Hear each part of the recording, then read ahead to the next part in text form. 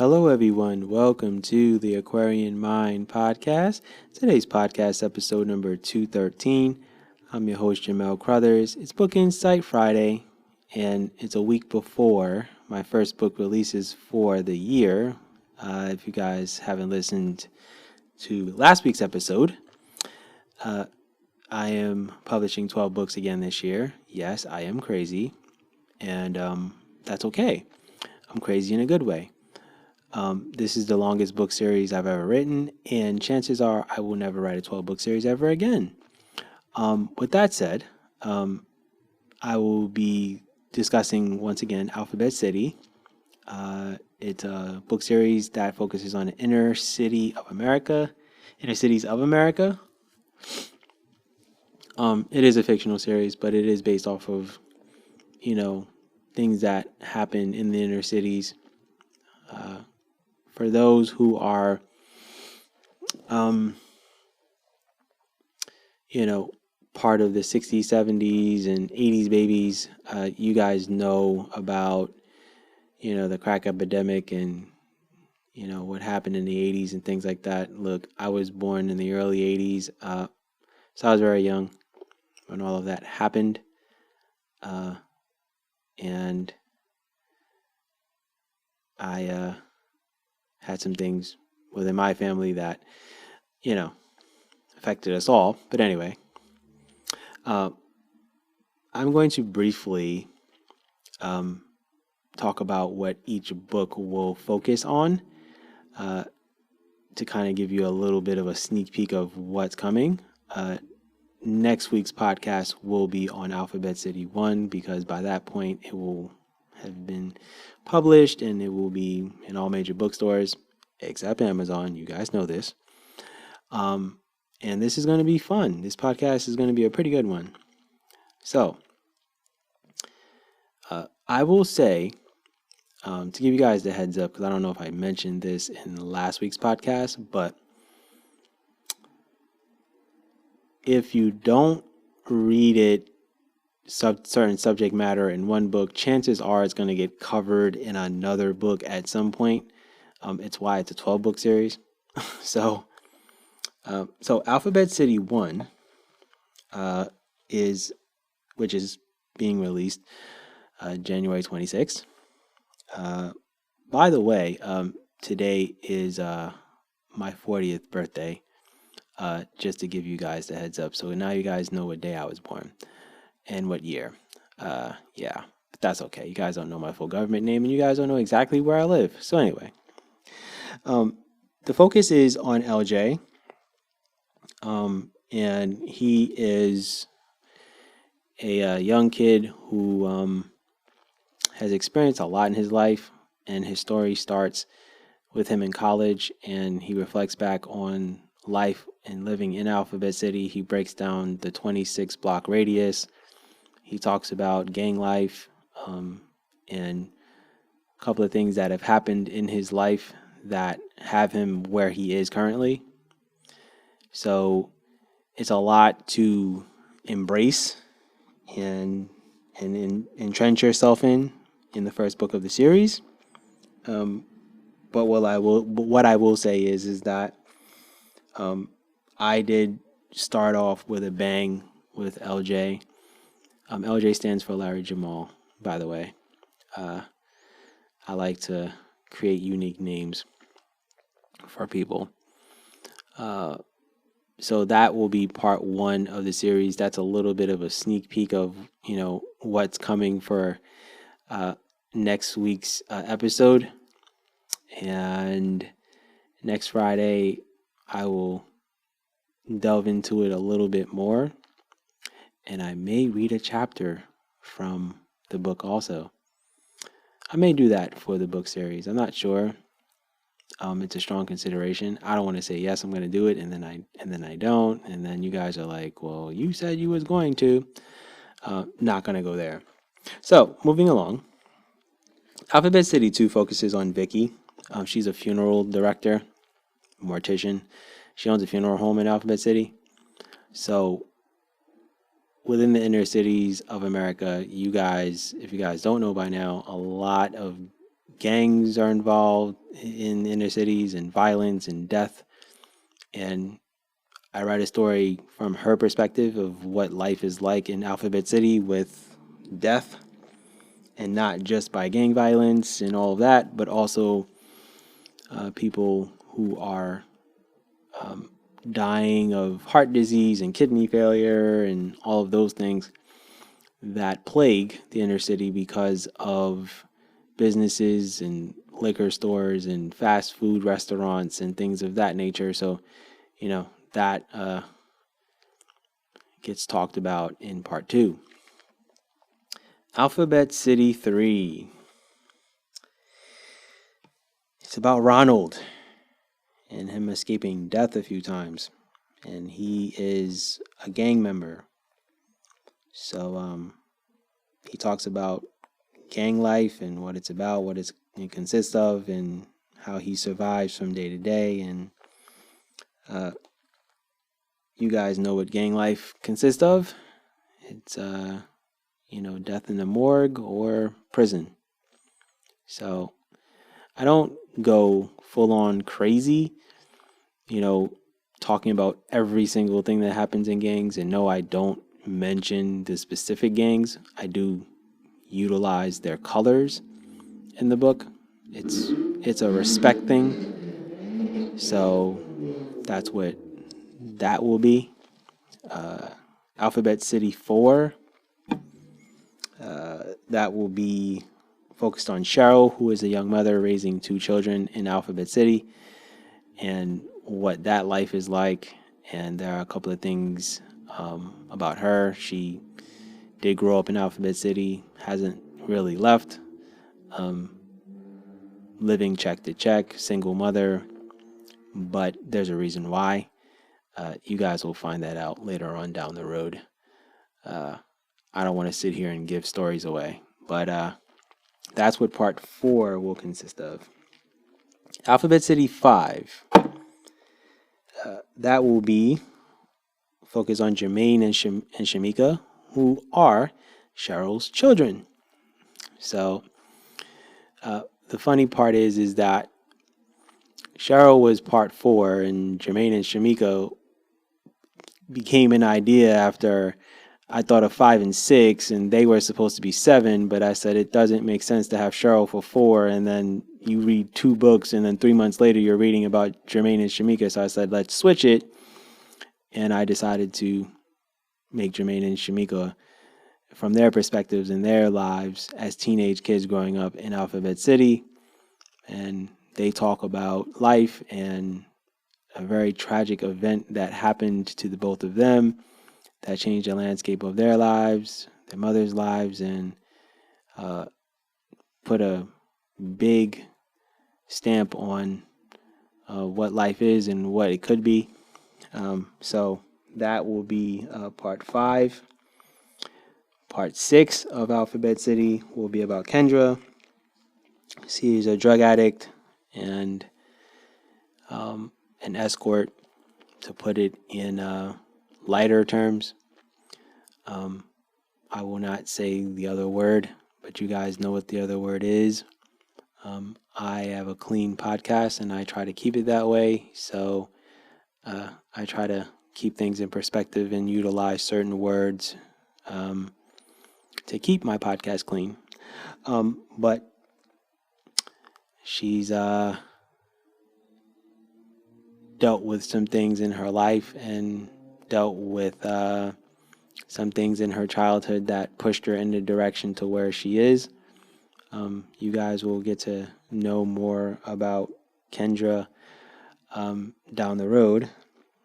You will learn of her much more at the end of June, because that's when Alphabet City 6 releases. Alphabet City 7, I think this is the shortest book in the series, but it does tackle some tough things. It's about Tiffany. She grew up in Alphabet City and she has experienced a lot, and she becomes a business owner of a juice shop, and let's just say she struggles with growing her business because in the inner cities all you have are mom and pop shops, Chinese restaurants, liquor stores, McDonald's, Wendy's, Burger King, Popeyes, um, you know, all the fast food joints that are readily available to you in the bodegas. Um, Bodegas are considered grocery stores in the hood for those, who don't know the lingo and the language of it. Um, so that is something that goes on in the inner city still, where there really aren't too many black owned businesses and too many investments into the black and Latino communities of the inner cities. And if there is, it's more of a gentrification ordeal that does happen. And no, I do not address gentrification in this series. And I do it for a reason, because the goal is to make the inner cities better with the people that are in it, not necessarily bringing other races into a neighborhood that is struggling, and then you're making it better, but then you're also changing the lingo and the environment of what it is. And there's nothing wrong with improving a neighborhood and making it better. It's more of making sure that you're doing it for the people that are living in that community. But I'm not going to delve into that too much, because that becomes another subject for another day. Alphabet City 8 is about Kevon, and he's a drug dealer in Alphabet City. So, yeah. I, in this series, definitely had to make some antagonists, some people that you're not going to necessarily like. I can't make every book for everyone likable, because that's not reality and that's not life. So Ronald and Kevon are guys that are very relatable to people who grew up in the hood or have walked through a few. And I can say that I didn't grow up too far from a few hoods, and I've seen plenty in my life, and I've walked through a few hoods in my life. So I'm a New York City kid at heart, always will be, born in the Bronx. Have seen my share of things. Um, no, I have never had to dodge or evade bullets, but I have heard them at great length in certain neighborhoods that I've been in. And I've seen drug deals go down. I've seen police officers bust people. I've seen bad car accidents happen. I've seen people be robbed for things. I've experienced being robbed, not in the hood, but that's another story that I won't delve into. But let's just say that happened in my teenage years. So to put it in perspective, yeah, Alphabet City 8, it's about Kevon, and you're not going to like him. Let's just say, if you watch the show Snowfall on FX, he's a little bit like Franklin Saint in a way. He doesn't make as much money as Franklin, but let's just put it that way. Alphabet City 9. That will be about the matriarch of the community, Miss Evelyn Bates. She is a vibrant 80-year-old woman who has lived in Alphabet City for 70 years, and she chronicles her life from moving there to living there her whole life to, answering the questions of why she never left even when ish hit the fan, and raising her 2 children in Alphabet City with her husband until his passing. So, good book, With that, I had to shift things a little bit, go in a different direction with that. It's always good to write a book from a 80-year-old woman's perspective and life and things of that nature. And she talks about how Alphabet City thrived, at a time, and then things changed. Alphabet City 10. That is about Wayne, Mr. Wayne Williams. So you'll hear about Mr. Wayne Williams in Alphabet City 1 with LJ, and you'll understand why. And then Mr. Wayne Williams, you will hear of his story in Alphabet City 10 and his life and him growing up in Alphabet City and why he does the things he does and why he is called a certain name, a certain positive name, not a negative one. And you will hear of his life and his struggles and how he does all that he can to be a mentor, a teacher, a father figure, and why he is the way he is and, how he got to where he is currently. But it is a good feel-good story in a lot of ways, and let's just say we need more of Mr. Wayne Williams in a lot of inner city neighborhoods. Alphabet City 11. Now, you guys know good and well I'm not going to write a book series without there being some involvement of law enforcement. So, Detective Xavier Rose is another person who grew up in Alphabet City, and he decided to become a police officer / detective to try to make the community better.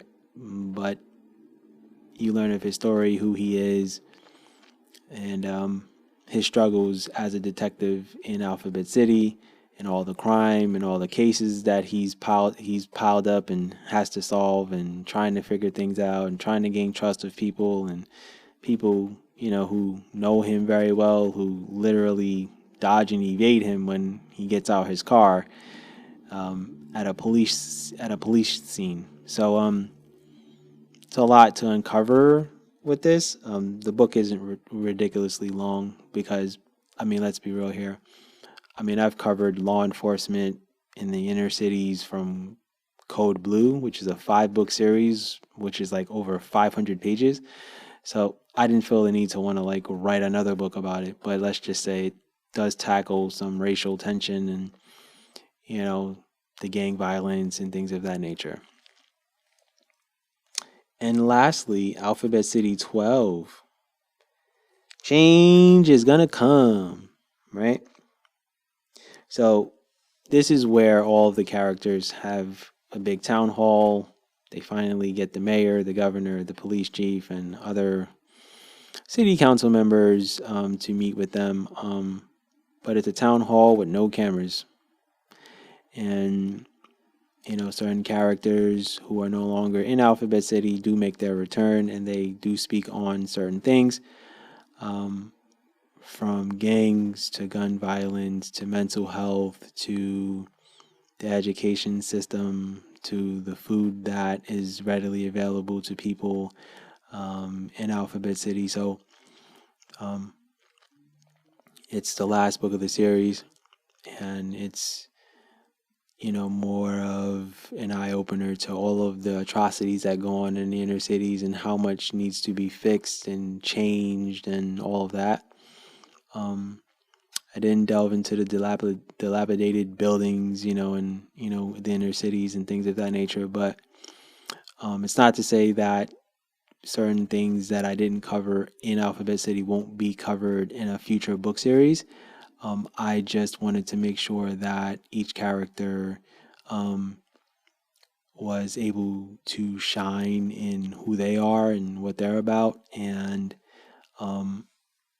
by the way they speak and talk, you can, gauge how old they are or where they are in their lives. And that's very important to me.